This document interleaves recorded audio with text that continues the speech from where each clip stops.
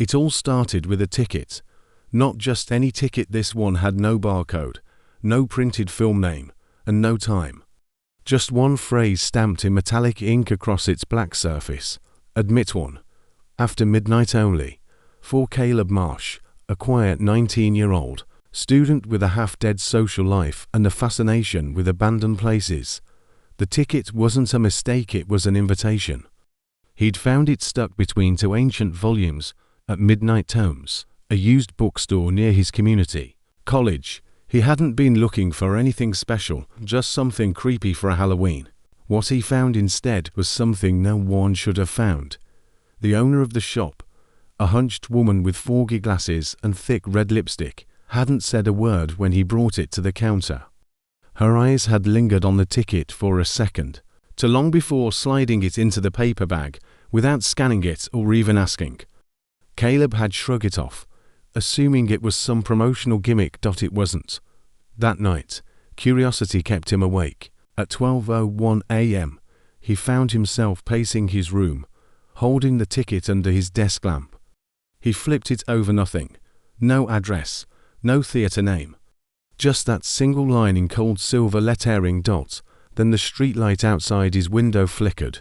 A low hum buzzed through the glass. His phone lit up with a notification from an unknown app he didn't remember installing. Your screening begins in 30 minutes. Location: 113 Deadfall Avenue. He blinked. Deadfall Avenue. That road had been blocked off for years. The old cinema they had burned in 1989. Everyone in town knew it was condemned. His heart raced. Part of him wanted to delete the app, throw away the ticket, and forget all of it. But the larger, more reckless part, the part that watched horror movies alone in the dark, was already grabbing his keys. The roads were empty, full cold like smoke across the cracked pavement as Caleb's rusted Honda Civic crept toward the edge of town. Deadfall Avenue didn't show up on GPS anymore, but he knew the general direction. Everyone did. It was the place kids dared each other to break into every Halloween. Most were too afraid to go near it. As he approached the broken turnoff, the temperature dropped. His breath clouded the windshield, and the car's heater sputtered uselessly. The signpost was barely visible through the fog, but the words carved into it were unmistakable. Deadfall Ave, no entry after dark. He turned anyway. A narrow road wound through skeletal trees. The canopy above blocked out the stars, and only the car's dim headlights kept the darkness from swallowing him whole. After what felt like hours, the road widened and there it was, the Midnight Cinema. It was exactly how he remembered it from childhood urban legends, 3 stories tall, with a crumbling Art Deco facade, and a marquee that once proudly displayed film titles, but now held just 3 flickering words, now showing private screening. The parking lot was empty except for one other car, a vintage black Cadillac with white wall tires and the leather top. No license plate. Caleb pulled into a spot to space his over. As he got out, the cold bit deep into his bones. The ticket in his pocket pulsed. He could feel it, like it had a heartbeat. The theater's double doors creaked open slowly, revealing velvet carpet worn thin, and the lobby bathed in dim, golden light. No staff, no ticket booth, no music, only a sign taped to the wall. Handwritten in looping cursive, "Welcome guest, please follow the policies. Do not enter before midnight. Do not speak to the usher. Sit only where your ticket glows. Remain seated for the entire screening. Do not look behind you after the film begins. Exit only when the credits end. Never attend more than one screening." Caleb stared. It felt like a joke, a really elaborate one. He pulled out the ticket and gasped. It was glowing. Not brightly, just a soft blue hue, like bioluminescence. The air around it tingled, and for a second, he thought he heard whispers. He stepped forward. The cinema's main hall stretched out before him, rows of seats sinking into a black pit of velvet shadows. The screen was blank, but the projection booth glowed faintly above. And then, someone moved. An usher, clad in a faded red uniform and cap, stood at the aisle entrance. Their face was veiled in shadow, and though Caleb couldn't see their eyes, he felt watched. The usher raised a gloved hand and pointed silently toward row J. The ticket burned briefly in Caleb's hand, its glow intensifying before dimming. He swallowed hard and followed the direction, careful not to look the usher in the face. Row J, seat 13. He found it easily. It pulsed faintly. The surrounding seats were faded and torn, but this one looked new, unused. As soon as he sat, the screen flickered to life. No previews, no warnings. Just the title card, handwritten in white script on black. The last screening. Then the room darkened. The film was strange. It wasn't a movie, more like surveillance footage. Static-filled shots of streets he recognized. The bookstore, his college, his house. Then his bedroom filmed from the corner, as if something had been watching him for weeks. His pulse hammered. The footage grew more intense. Close-ups of his sleeping face, of him in the shower, of his locker being opened by unseen hands. And then it shifted into things he hadn't done yet. He watched himself return home, walk into his room, find a note on the bed. He gripped the arms of the seat. His breathing quickened. This wasn't a film. It was a prophecy. Suddenly, a new rule appeared on screen. In the same glowing script, Rule 8. Do not stay past the end credits. But there were only 7 rules. A trap. He turned, but remembered too late. Rule 5. Do not look behind you after the film begins. His head froze. Mid-turn. Something was there, breathing, wet and loud. He faced forward again, eyes locked on the screen, which now showed static. Then the credits rolled. The names were nonsense, just symbols and letters that twisted the longer you stared. He waited, legs trembling, until the last one vanished. The screen went dark. The overhead lights flicked on. He stood slowly. The usher was gone. The other car outside. Gone too. He stumbled to the exit and pushed the heavy doors open. Outside. The fog had lifted. The cold was gone. His phone buzzed in his pocket. It was 3:33 a.m. The app was gone. The ticket burned through his jeans pocket, leaving only ash. He drove home in silence. He didn't sleep. The next morning, everything seemed normal. Almost a normal. Until he got home from class and found a note on his bed. It read, "You saw too much. You didn't look back, but something saw you." 3 days after Caleb's screening, the midnight cinema opened again, this time for someone else. Her name was Marissa Elwood, 27, urban explorer, adrenaline junkie, and local podcast host. She made her name live streaming paranormal hunts across decrepit hospitals and ghost towns. She thrived on fear, turned it into content. Her fans called her Dead Signal. When she received the black ticket in the mail, no return address, just sealed in an unmarked envelope, she thought it was brilliant marketing. She posted a story titled Cursed Movie Challenge, 7 Rules or Die, and hyped up the mystery. Her tone was cocky, detached. Marissa didn't believe in curses, but she believed in going viral. She arrived at the cinema at 11:58 p.m. with a camera strapped to her chest, a GoPro mounted to her forehead, and over 13,000 fans watching the stream. The moment the doors creaked open, she muttered to her audience, "Damn, talk about production value," and entered without hesitation. The same sign greeted her at the entrance. "Welcome guest, please follow the policies. Do not enter before midnight. Do not speak to the usher. Sit only where your ticket glows. Remain seated for the entire screening. Do not look behind you after the film begins.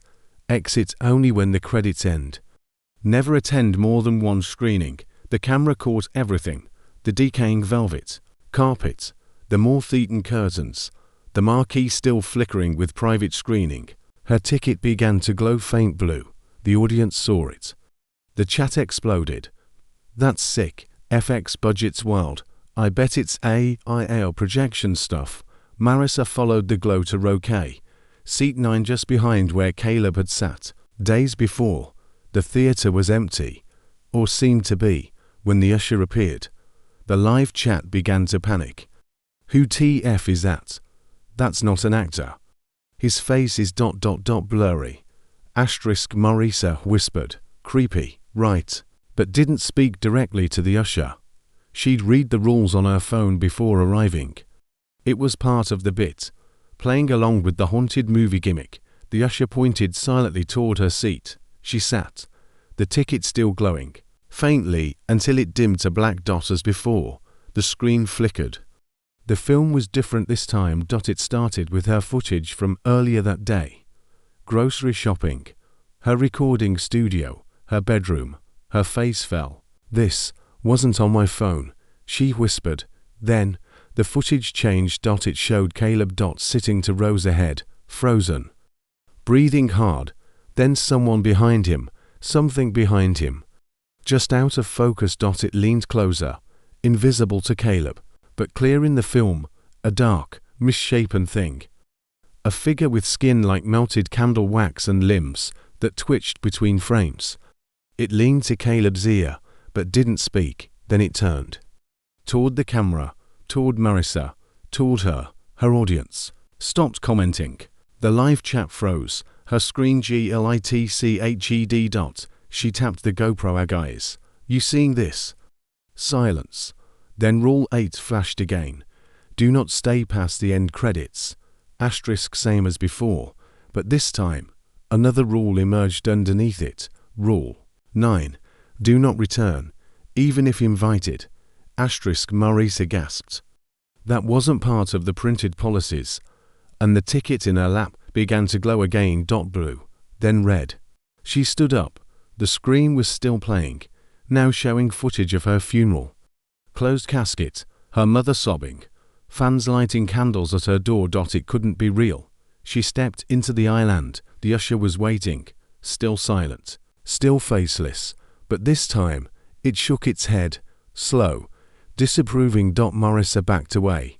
I'm done. I'm not finishing this, she whispered, pulling the GoPro from her head. The theater doors were still open. She ran toward them. The moment she passed the threshold, her camera died. 3 hours later, her live stream resumed. Her feed showed her sitting alone in her car, eyes wide, unmoving. She wasn't speaking, not blinking, just staring. The police found her at 5:43 a.m., still seated, phone clutched in her hand. Doctors couldn't explain the coma. No drugs, no trauma. Just one strange note in her coat pocket. You broke policy 4. Remain seated. Her stream was deleted that day. No backup, no saved footage. Her channel wiped clean. Caleb saw the news the next morning. The article read, Internet personality collapses outside condemned cinema. There was no mention of a screening, no mention of a ticket, no usher. Just a photo of Morris's blank face. Caleb knew what happened. He knew too much. He visited the bookstore where it all began. But Midnight Tones was gone, the windows boarded, the shelves removed. The building condemned since 1996, but inside, through a crack in the boards, he saw a faint blue glow. Another ticket, waiting. He turned to leave, but someone stood at the sidewalk's edge. A girl, pale, no eyes. She handed him a flyer. The Midnight Cinema's schedule. It listed names, dozens, most scratched out. Only one name remained at the bottom. Caleb Marsh, final screening pending. The air inside the Midnight Cinema had turned gelatinous, thick with something unseen, but deeply felt. Luke stood frozen in the aisle, as the static-drenched screen blinked and stuttered. The audience, unmoving and enraptured, hadn't even blinked, not even once. He was hyper-aware now. The rules weren't just suggestions, they were survival guidelines. Rule number 3 had been clear. Do not block the aisle after the previews. Luke had ignored it, only stepping aside once the lights flickered. He realized now that the moment he paused, even for a second, something unseen had noticed. The film crackled again. Luke turned toward the back door, but it had vanished. A velvet curtain replaced it, drawn taut like a vein. He tried to move, to rush through the rows and push past the exit by the concession stand, but the hallway seemed infinitely long, repeating itself with every step forward. The popcorn machine was always just 20 feet away, no matter how far he ran. Then the reel shifted. The screen snapped from flickering previews into something far worse. A woman sat sobbing in a red-tinged room. Her hair was matted with what looked like soot or blood. She looked familiar. Her screams were muffled as her mouth stretched unnaturally wide, like it was trying to vomit up a secret. Luke's stomach turned. That was the girl from the lobby. The one who had warned him not to break the rules, he gasped. On screen, she was holding a crumpled piece of paper. The camera zoomed in slowly. It was a list, the same list, rule number 4. If the usher offers you a mint, take it. Eat it immediately. If you refuse, they'll think you're already dead. The audience still didn't move. But Luke could hear something beneath their breath, a low chanting. He couldn't make out the words, but they grew in volume and rhythm. A door behind the screen creaked open. From the black void behind it stepped the usher. His name tag now read, Projectionist. Luke backed up into his row as the figure stepped down the side aisle. The projectionist carried a flashlight that didn't emit light. It sucked it in, casting shadows toward it. He scanned the rows one by one. The chanting stopped. The theater was silent, but charged, like a storm was watching. Rule number 5 had been smudged on Luke's list. But now he remembered. Rule number 5. Do not leave your seat once the real film begins. If you're caught standing, you become part of the next screening. Luke dropped just in time. The projectionist's beam passed over where his head had just been. A soft, wet scraping noise followed the light. Like dragging fabric over meat. Luke lay still, his heart punching his ribs. The usher turned projectionist past his row and paused. Then, without turning, the figure said in a voice that sounded like broken film, "We see you." Luke's ears rang. The reel ended. The screen went white. The projector clattered to a stop. No one moved. No one breathed. Then a voice crackled through the speakers. Midnight Cinema thanks you for your compliance. Intermission begins now. You have 90 seconds.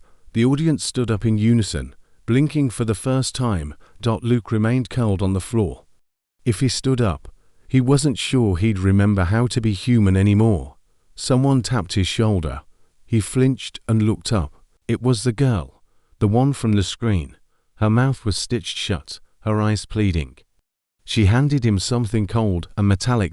It was a mint. Luke didn't hesitate. He popped it into his mouth. A wave of cold washed over him, like stepping into a blizzard. The lights dimmed. Everyone shuffled back to their seats, murmuring. The girl was gone. The next reel began. This time, Luke's own face appeared on the screen. And it was screaming. The air inside the Midnight Cinema had turned gelatinous, thick with something unseen, but deeply felt. Luke stood frozen in the aisle. As the static-drenched screen blinked and stuttered, the audience, unmoving and enraptured, hadn't even blinked, not even once. He was hyper-aware now. The rules weren't just suggestions, they were survival guidelines. Rule number 3 had been clear. Do not block the aisle after the previews. Luke had ignored it, only stepping aside once the lights flickered. He realized now that the moment he paused, even for a second, something unseen had noticed. The film crackled. Again. Luke turned toward the back door, but it had vanished. A velvet curtain replaced it, drawn taut like a vein. He tried to move, to rush through the rows and push past the exit by the concession stand, but the hallway seemed infinitely long, repeating itself with every step forward. The popcorn machine was always just 20 feet away, no matter how far he ran. Then the reel shifted. The screen snapped from flickering previews into something far worse. A woman sat sobbing in a red-tinged room. Her hair was matted with what looked like soot or blood. She looked familiar. Her screams were muffled as her mouth stretched unnaturally wide, like it was trying to vomit up a secret. Luke's stomach turned. That was the girl from the lobby. The one who had warned him not to break the rules, he gasped. On screen, She was holding a crumpled piece of paper. The camera zoomed in slowly. It was a list, the same list, rule number 4.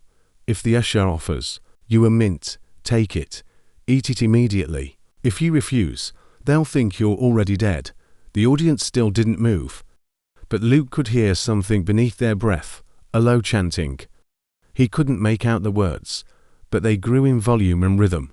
A door behind the screen creaked open. From the black void behind it stepped the usher.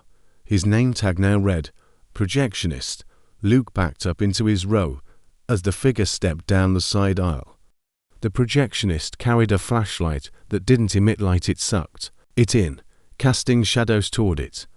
He scanned the rows one by one. The chanting stopped. The theater was silent, but charged. Like a storm was watching. Rule number 5 had been smudged on Luke's list. But now he remembered. Rule number 5. Do not leave your seat once the real film begins. If you're caught standing, you become part of the next screening. Luke dropped just in time. The projectionist's beam passed over where his head had just been. A soft, wet scraping noise followed the light. Like dragging fabric over meat. Luke lay still, his heart punching his ribs. The usher turned projectionist past his row and paused. Then, without turning, the figure said in a voice that sounded like broken film, "We see you." Luke's ears rang. The reel ended. The screen went white. The projector clattered to a stop. No one moved. No one breathed.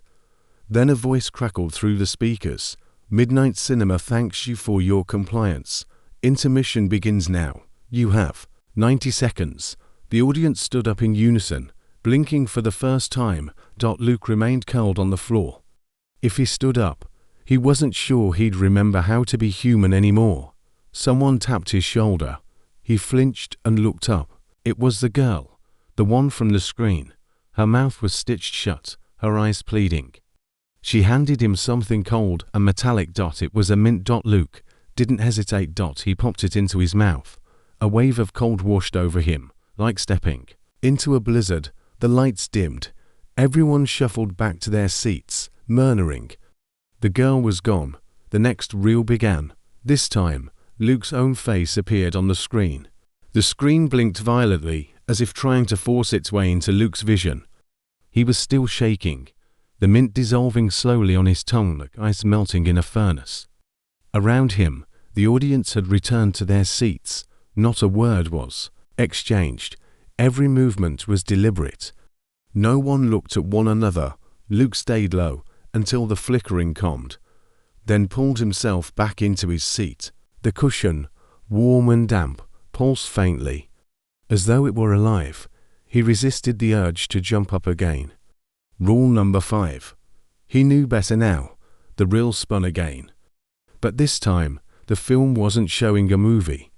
It showed the theater live. Luke stared in horror as the screen displayed a grainy, black and white feed of the audience. This audience, he saw himself, sitting in his seat. Every seat was filled, but on screen, some faces flickered brief moments where their expressions twisted, eyes inverted, mouths open in silent screams. Others appeared normal. Then a message appeared in glowing red letters. Begin flicker test, identify the invisible. Luke felt something shift. The air chilled instantly. The audience didn't react. On screen, faces began blinking faster, the flickering growing more aggressive. Luke watched the screen and tried to match real faces with the versions on film. He spotted a man 2 rows ahead on screen. His image was completely still, never blinking. But in real life, the man twitched, scratched his cheek, and looked bored. Not a match. Then, 3 seats to Luke's left, he saw her, the woman with a yellow scarf. She hadn't moved since he entered the theater. On screen, however, her image blinked repeatedly, jerking side to side, eyes turning black between flickers. She was wrong, glitching. Luke tensed. A new message replaced the first. Stand and point to the imposter. 5 seconds. His heart nearly stopped. His hands shook. Rule number 6 flashed in his head. During the flicker test, only point once. If you're wrong, You'll take their place. Luke stood slowly. The countdown echoed across the walls. 5:4:3. The woman in the yellow scarf turned her head. Her face peeled open in a grin, ear to ear, revealing teeth like old projector reels. Luke pointed. The screen blinked white. She was gone. No scream. No sound, just empty space where she'd been. The audience clapped in eerie, perfect sync. Then silence returned. A slip of paper dropped into Luke's lap from the ceiling. It read, "Correct. He exhaled. Then the reel cut to static. The film began to shake violently, and a low hum filled the room. The static resolved into a new image, an empty theater, but slowly, row by row, it began to fill with shadows. Figures that didn't belong. The voice returned. Only those who passed the test remain real. Luke looked down at his hands. They were flickering. Not visually, he felt it. As though he were being pulled frame by frame out of sync. He dug into his pocket. The list was still there, though now slightly longer.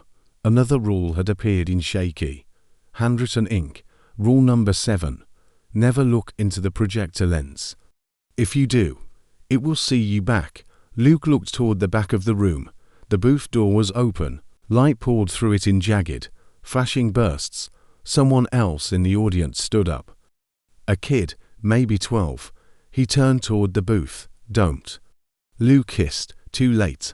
The child stepped into the aisle and walked toward the source of the light. As he did, the light bent around him, peeling away his shadow until it vanished entirely. His body slumped, hollow, as if emptied of meaning.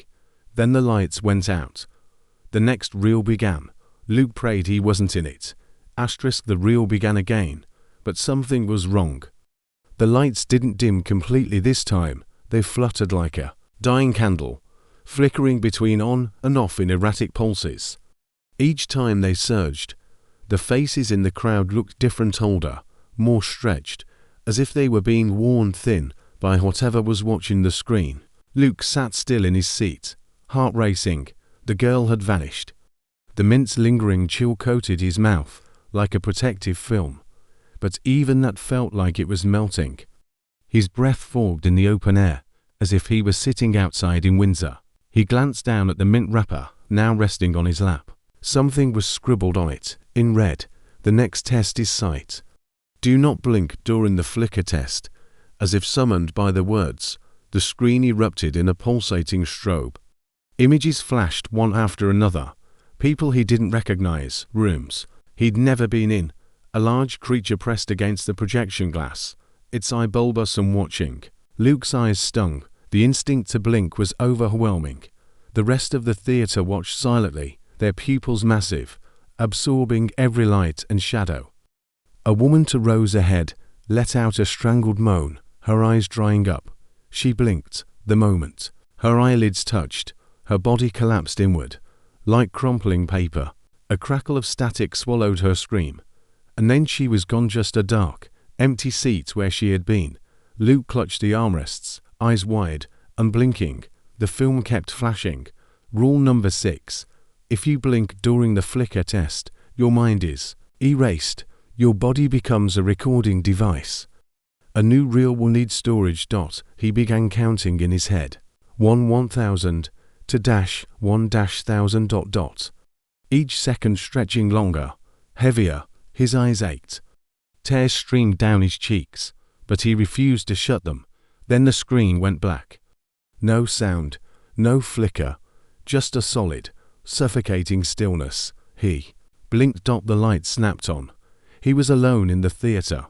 The screen now displayed a countdown. Next feature begins in 0 hours 5 minutes and 0 seconds. Luke stood up, swaying. The air felt thinner. Every breath burned. He stumbled toward the lobby. Behind him, the screen shifted to show grainy footage of someone walking. It was him. Just now, stepping over the mint wrapper. Every movement he made, the screen mirrored. Seconds later, he ran, but the lobby was wrong now. The concession stand was playing static. The soda machine poured tar. The floor had turned into theater carpet from another era. The kind with stars and spirals. It squelched underfoot. The exit doors were gone, replaced with blank, pulsing walls, and behind him, the countdown reached 0. The theater doors flung open. The projectionist stood there. "Welcome to your second feature," the usher hissed. Luke screamed as the lights went out. Luke jolted awake, gasping for breath, a thin film of sweat chilling his skin. For a moment, he thought he was back in his apartment, maybe having just escaped some kind of lucid nightmare. But then he heard the crackle film, the mechanical whir of a reel turning, the subtle ticking of frames flickering past the lamp. He was still in the midnight cinema. Around him, the theater was quiet again. Too quiet. Everyone had returned to their seats, rigid and glassy-eyed. The previous reel, the one that had shown Luke screaming, had ended, but something had changed. The projectionist was no longer on the aisle. The usher wasn't visible. Even the girl with the stitched mouth had vanished. The screen lit up again, but this time there was no movie. It was a live feed of the theater itself. Luke looked up and saw himself, sitting exactly where he was, moving exactly as he moved. He turned his head to the left and watched himself do the same on screen. Half a second delayed. The audience members also mirrored the crowd on screen. It was a surveillance feed. And then, one by one, the audience began to rewind. They moved in reverse, mouths closing on words already said, popcorn uncrunching into kernels, drinks reassembling in cups. Even the lights dimmed and flickered back, on in reverse rhythm. But Luke didn't rewind. He was still alone. UNREVERSED. The rules hadn't prepared him for this. He pulled the crumpled list from his jacket, hands trembling. Several lines were now glowing faintly in red ink, as though freshly written. Rule number 6, when the audience begins to rewind, do not match their rhythm. You are not meant to be part of the footage. Luke stood up slowly. He wasn't sure what to do, but staying seated seemed more dangerous now. He backed toward the exit sign, now glowing an unnatural blue. The screen blinked again. Now it showed the lobby, the popcorn machine. The girl. She was pointing. At a door that hadn't been there before. Luke ran. He burst through the theater door into the lobby, but it had changed. The walls now pulsed like lungs. The floor rippled beneath his feet, soft and spongy. The posters along the wall showed scenes from the reels he'd seen only in each one. His face was featured, screaming, running, dying. The girl waited beside the popcorn machine. Her mouth was no longer stitched, but instead warped into a grotesque, silent scream. She handed him another mint. Her hand trembled. Luke took it, swallowed, and the world jolted. The rewind stopped. From behind him, the projection room door slammed open. Light spilled out, pure white, and natural, and humming. He turned and saw not a room, but a corridor of static, like walking into a TV that had lost signal. And then he heard them, voices. Hundreds, maybe thousands, whispering, next shows, starting. A sign flickered to life above the corridor, now rewinding, the rewound audience. Luke looked back once. The girl was gone. He stepped into the light. There were no credits this time. The reel had cut mid-scream, and the projector rattled without direction. Luke's face was still frozen on the screen, mouth agape, eyes wide with the primal fear of someone who had just seen his future played back to him. Then the screen flickered to black. All around him, the audience remained seated, motionless, mouths slightly parted, eyes glazed. Whatever they had seen had rewound their thoughts back to nothing. They breathed in unison, a shallow inhale. Every 5 seconds, Luke counted. Every 5. Exactly. He wasn't breathing with them. Rule number 6. If you find yourself out of sync with the audience, don't move. Wait for the curtain. Luke remembered now. It had been scrawled at the bottom of the mint wrapper he'd swallowed. He was still out of sync. His breath came in ragged, terrified gasps. But the theater had moved on to something else, some other order. Something that didn't tolerate interruption. The screen fluttered. A single white line appeared down the middle, like a tear forming in old celluloid. Then it opened like a mouth. A soft sound emerged. Not speech, not music. It was the whisper of curtains being drawn, heavy, velvet, ancient. The curtain. The line expanded into a void. Luke felt an overwhelming pull, like gravity flipped sideways. The audience, still motionless, began to hum. No mouths moved. The sound came from behind their teeth. Luke tried to press himself into the seat, but it melted. The cushion gave way like skin, pulling him downward. He kicked, gasping, and gripped the armrests. They pulsed beneath his fingers. Then the projectionist appeared again. No light accompanied him now, only cold. He glided, not walked, to the center aisle. The humming stopped. "It is time to cross," he said. Though his mouth didn't move, the void on the screen shifted.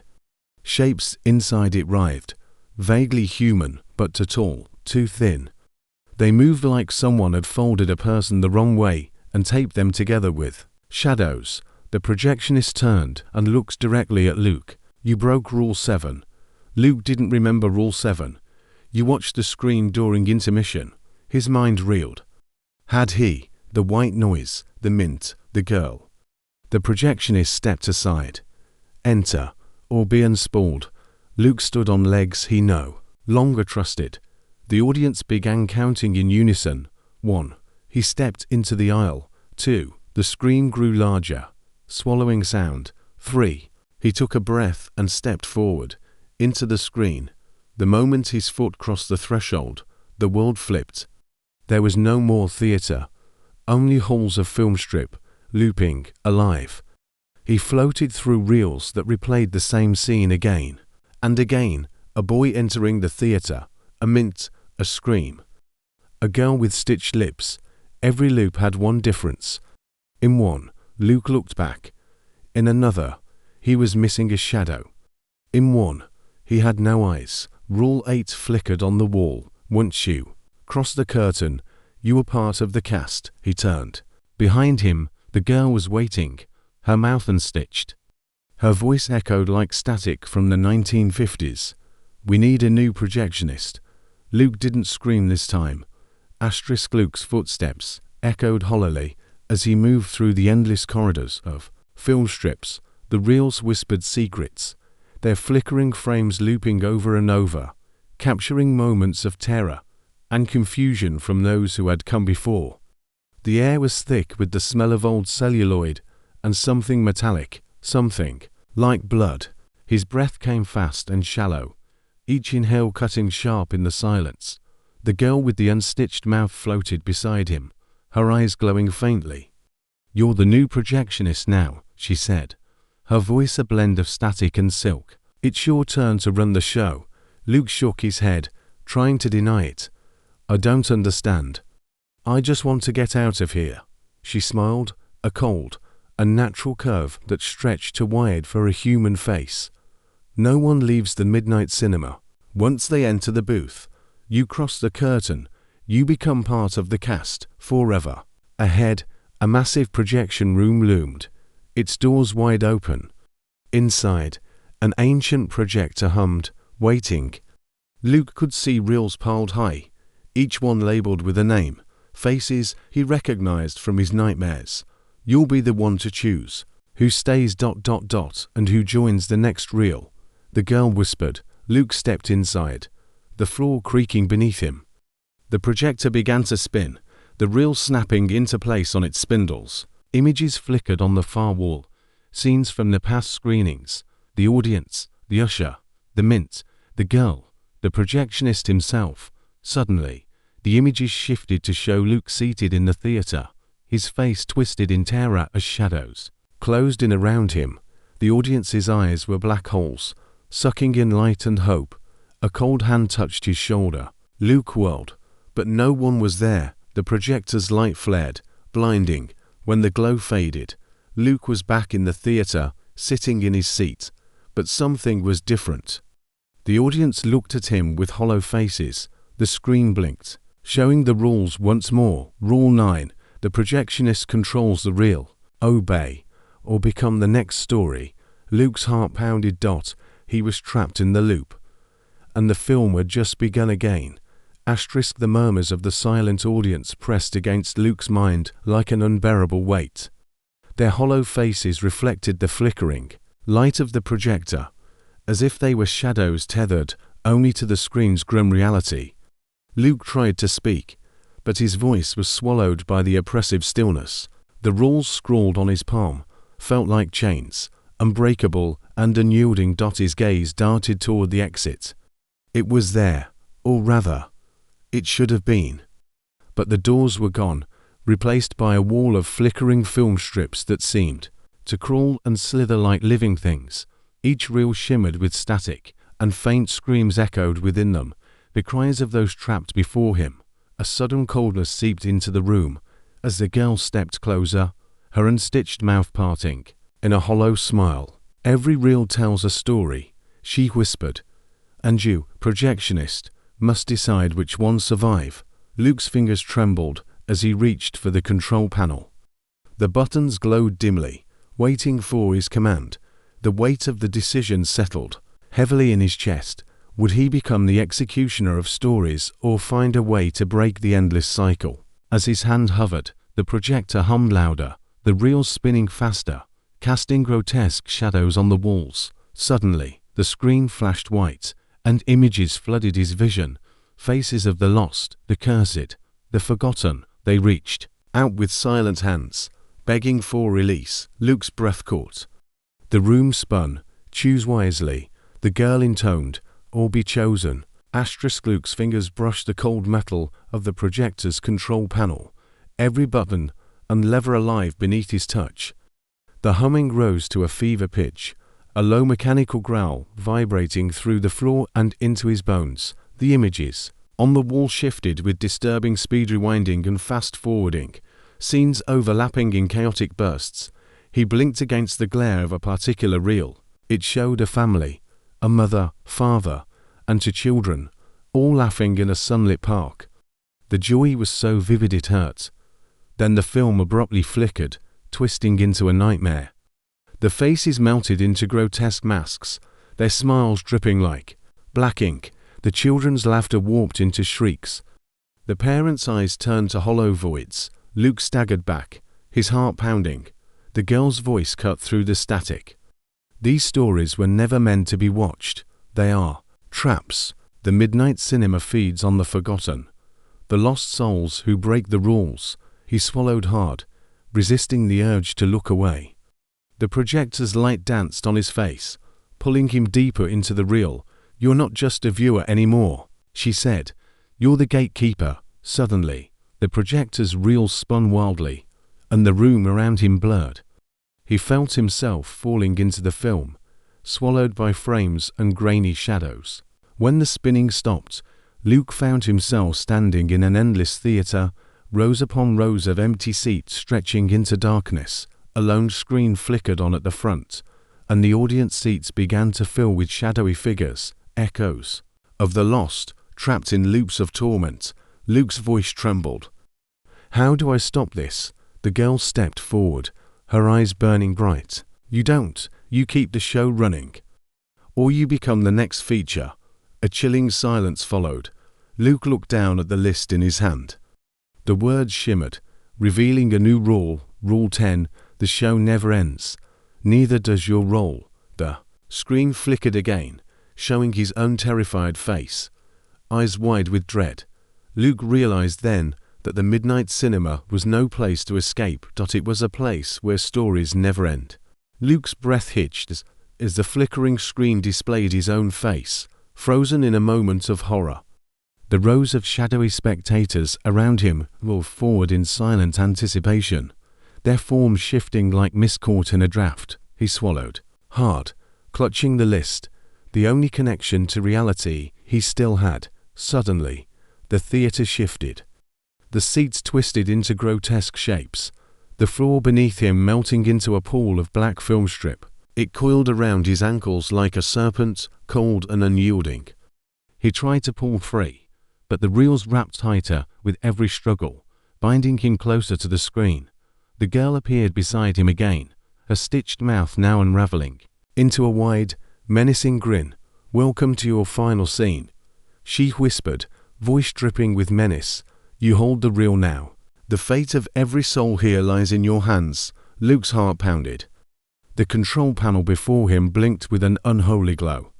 He could rewind the reels, fast forward, or stop the projection entirely. Each choice rippled through the room, changing the faces in the audience, their expressions twisting between hope and despair. He hesitated.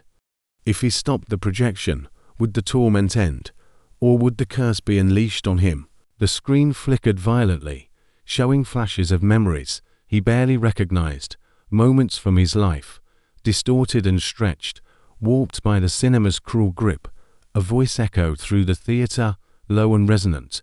"Projectionist," it said, "your time has come to choose." Luke's hand hovered over the controls. Sweat beaded on his forehead. The audience's gaze burned into him, expectant and merciless. He pressed a button. The reel slowed. A hush fell over the theater. Then, the screen went black. Luke closed his eyes. For the first time since entering, he felt a sliver of peace, but the silence was broken by a soft voice, the girl's, whispering close to his ear. "The show never ends. Neither does your role."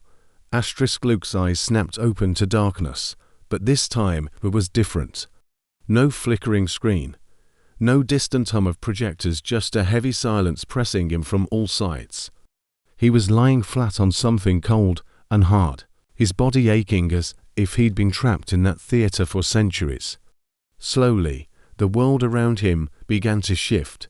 Dim light bled through cracked curtains, casting long shadows over peeling wallpaper patterned with faded film reels. The smell of dust and old popcorn lingered in the air, mixing with something far more sinister. Decay. He sat up, wincing as a sharp pain radiated from his shoulder. The room was a small cinema lobby, but warped doors twisted and windows were smeared with grime. A cracked ticket booth stood at the far end, empty but still gleaming with tarnished brass. Luke's heart thudded painfully as he realized something terrifying. He wasn't just back in the midnight cinema. He was inside it, trapped within its very walls. A voice whispered from the shadows, "Welcome back, projectionist." The girl stepped forward, her smile as cold as a grave. "You've taken the role, whether you wanted it or not. The new feature is about to begin, and you're the star." He tried to speak, but his voice caught. The list was still in his pocket, now tattered and stained. Slowly, the rules appeared before him on the lobby wall, written in blood-red light. Rule 11. The projectionist must keep the cinema alive. Rule 12. No one leaves until the final reel. Luke shuddered as the lobby began to pulse with life. The floorboards creaked and shifted, the walls breathing faintly like lungs. From the ticket booth, a single slip of paper printed slowly. The show must go on. Outside the warped windows, shadows gathered, moving like smoke over an endless sea of filmsd IP. The lobby doors burst open. Figures entered, faces blank, eyes hollow. New victims, new stories. Luke's new role was clear: run the show, or be consumed by it. Luke staggered back as the hollow-eyed figures shuffled through the lobby doors, silent and unblinking. Their skin was pale, almost translucent, veins tracing dark maps beneath the surface. They wore clothes that seemed to belong to different eras, some in tattered suits from decades past, others in torn modern garments, yet all shared the same vacant gaze, as if their souls had been drained and replaced with flickering static. The girl, his constant, terrifying companion, glided beside him. "They're the lost, those who broke the rules and became part of the cinema forever." Luke's throat tightened. "But how do I stop this? How do I save them?" She smiled thinly. "You can't. You can only keep the reel spinning. The cinema feeds on stories, memories twisted by fear and regret. It survives through the projectionist's hands." Luke's gaze flicked to the control panel that had materialized beside the ticket booth. It was ancient yet otherworldly, buttons and levers carved from bone and polished metal, glowing faintly with an eerie blue light. The reels stacked beside it pulsed softly, waiting. The rules on the wall shimmered again, revealing a new command: Rule 13. The projectionist must choose the next feature. His mind reeled. Could he select a reel? Could he free these lost souls? Suddenly, the theater lobby morphed. The walls stretched and warped, morphing into endless rows of seats and a giant flickering screen glowing in the distance. Luke realized with a sinking heart, the cinema was alive. It was not just a place, but a prison, a predator, and he was its reluctant master. Choose, the girl whispered, her voice a cold breath against his ear. Luke approached the control panel, hand shaking. The reels spun slowly, each labeled with cryptic titles: The Forgotten, The Last Laugh, Silent Shadows, Endless Night. His fingers hovered over the nearest reel. The Forgotten. The cinema waited. He pulled the lever. The screen ahead flickered on. A new reel began. The screen's glow washed over Luke, illuminating his face with flickering shadows. The images emerged grainy, black and white at first, then gaining sharpness. As the reel spun faster, a figure appeared on screen, a young woman wandering through a forest, lost and afraid. Her breath was ragged, eyes darting desperately for an escape that never came. Luke's heart pounded. He knew the feeling all too well. The audience of hollow-eyed watchers leaned forward, their vacant gazes fixed on the screen, eavesdrawn by an invisible tether. The girl beside Luke smiled wider, her stitched mouth unraveling slightly.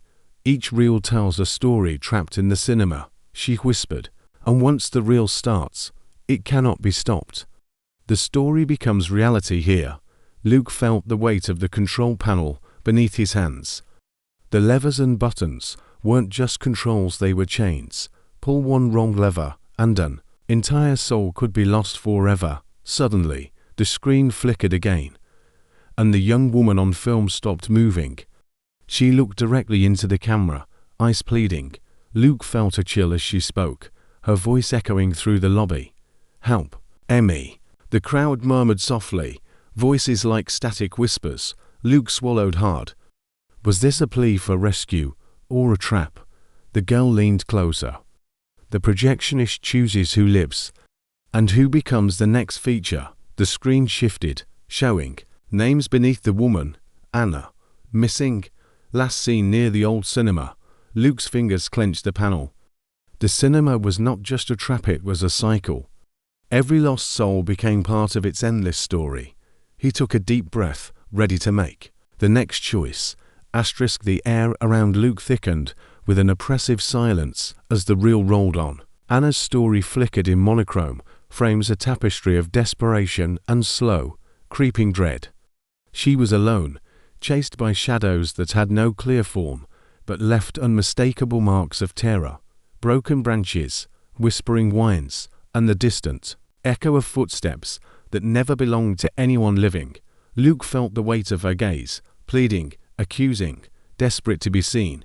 The audience of lost souls remained unmoving, their faces impassive as the images played out, their silent watching.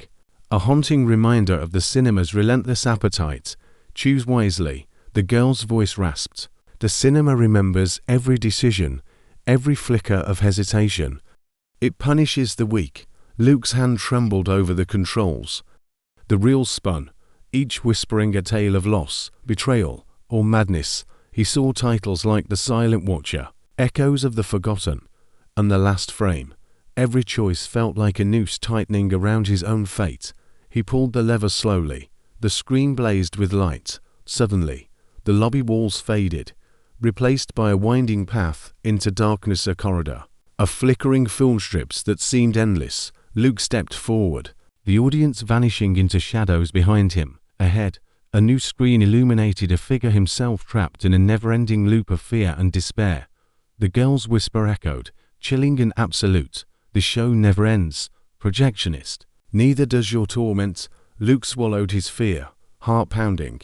He knew one truth now. Escape was impossible. The cinema wasn't just a place. It was a curse, and he was its keeper. The air around Luke thickened with an oppressive silence as the reel rolled on. Anna's story flickered in monochrome, frames a tapestry of desperation and slow, creeping dread. She was alone, chased by shadows that had no clear form but left Unmistakable marks of terror, broken branches, whispering whines, and the distant echo of footsteps that never belonged to anyone living. Luke felt the weight of her gaze. Pleading, accusing, desperate to be seen, the audience of lost souls remained unmoving, their faces impassive as the images played out, their silence watching a haunting reminder of the cinema's relentless appetite. Choose wisely, the girl's voice rasped. The cinema remembers every decision, every flicker of hesitation. It punishes the weak. Luke's hand trembled over the controls. The reel spun, each whispering a tale of loss, betrayal, or madness. He saw titles like The Silent Watcher, Echoes of the Forgotten, and The Last Frame. Every choice felt like a noose tightening around his own fate. He pulled the lever slowly. The screen blazed with light. Suddenly, the lobby walls faded, replaced by a winding path into darkness, a corridor of flickering film strips that seemed endless. Luke stepped forward, the audience vanishing into shadows behind him. Ahead, a new screen illuminated a figure, himself trapped in a never-ending loop of fear and despair. The girl's whisper echoed, chilling and absolute. The show never ends, projectionist. Neither does your torment. Luke swallowed his fear, heart pounding. He knew one truth now. Escape was impossible. The cinema wasn't just a place. It was a curse, and he was its keeper. The endless corridor of flickering film strips stretched before Luke like a tunnel to oblivion. Each frame held a fragment of stories past, faces frozen in terror, laughter twisted into screams, shadows that danced with malevolent glee. The air tasted of burnt celluloid and lost hope. Luke's footsteps echoed hollowly as he moved forward, feeling the weight of countless eyes, some real, some spectral, watching his every move. The girl's presence was a constant chill at his side, her voice a whisper of icy dread. "You've accepted the role," she murmured. "Now the cinema lives through you." A screen flickered ahead, brighter than the rest. On it, a familiar scene played. The midnight cinema lobby, now warped and alive, swallowing new victims. Luke's heart clenched. Each new visitor was a story waiting to be trapped, a reel waiting to spin endlessly. He reached the control panel again, its levers glowing faintly with ancient power. The weight of responsibility was suffocating. He was both prisoner and warden. The girl's voice softened, almost pitying. "The cinema needs you. Without a projectionist, it would die. But with one, it thrives. And the lost souls ... They wait." Luke swallowed hard. The thought of eternal captivity at his sanity. But somewhere deep inside, a flicker of resistance remained. He gripped the lever and pulled. The reel swirled to life once more. The screen lit up with a new story, his own face staring back, screaming. The cinema's whispers grew louder, a symphony of shadows, laughter, and despair. And the show went on. The theater was silent except for the soft whirl of the projector, a sound that had become a relentless heartbeat in Luke's existence. The flickering light cast long shadows that slithered and twisted along the walls, filling the space with shifting forms that seemed alive. Luke sat motionless in the projection booth, hands trembling as he stared at the control panel. The reels before him spun endlessly, each one a story bound in despair. He could no longer distinguish between his own memories and the countless tales trapped in this cursed place. Outside the booth, the theater seats were empty now.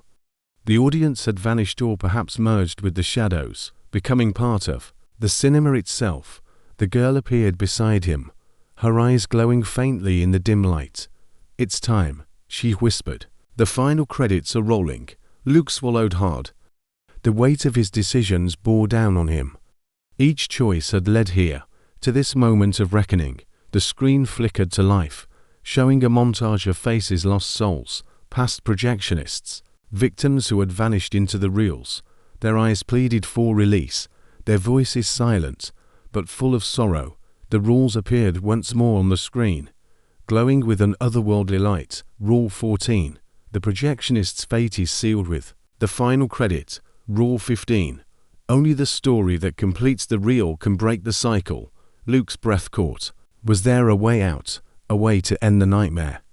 The girl smiled, A cruel twist of lips. The final story is yours to tell. Luke's hands hovered over the controls, cold sweat pooling at his temples. The theater around him pulsed with a ghostly light, the silence pregnant with anticipation. The reel spun faster now, casting fragmented images of pain and hope, terror and fleeting joy. He glanced at the list again, the rules, the stories, the endless cycle he was caught in. The weight of it pressed down like a leaden shroud. The girl's voice softened, almost mournful. You have the power to end it all. But every ending is a beginning, projectionist. Luke's breath hitched. Could he truly break free? Or would the cinema consume him? It had all those before. His fingers found the lever-marked final reel. With trembling resolve, he pulled it down. The projector stuttered, then roared to life, bathing the room in blinding light. The screen filled with a new scene: himself, standing at the cinema's entrance, hesitating before the doors. The audience returned, shadowy figures, now watching with bated breath. Luke's heart thundered as the reel played out, each frame dragging him deeper into the story. But then, something shifted. A new light flickered within him, a spark of resistance. He stood, breaking the cycle. The girl screamed, a sound like shattered glass. The reel slowed, the shadows faltered. Luke reached for the exit. The doors shimmered, slowly sliding open. He stepped through. The cold night air hit Luke like a splash of ice as he stumbled out of the midnight cinema's warped lobby. The city around him was silent, deserted, as if time itself had paused. The heavy weight of the cinema's curse still clung to his skin, but for the first time in what felt like an eternity, he was free. Behind him, the cinema's door sealed shut with a final, resonant clang, the building fading into shadows that dissolved like mist. Luke looked back once, seeing the faintest flicker of light through a cracked window, the glow of the projector still alive inside, spinning tales that no one else could see. But he was out. His breath came in ragged gasps as he walked away, the cool air filling his lungs and reminding him he was still alive, still human. Yet deep inside, a whisper remained, barely audible. The cinema's echo, a reminder that stories never truly end. Luke knew that somewhere, the midnight cinema waited, its forbidden policies etched in shadows and silence, ready for the next projectionist to answer its call. As he disappeared into the night, the screen went dark. The credits rolled,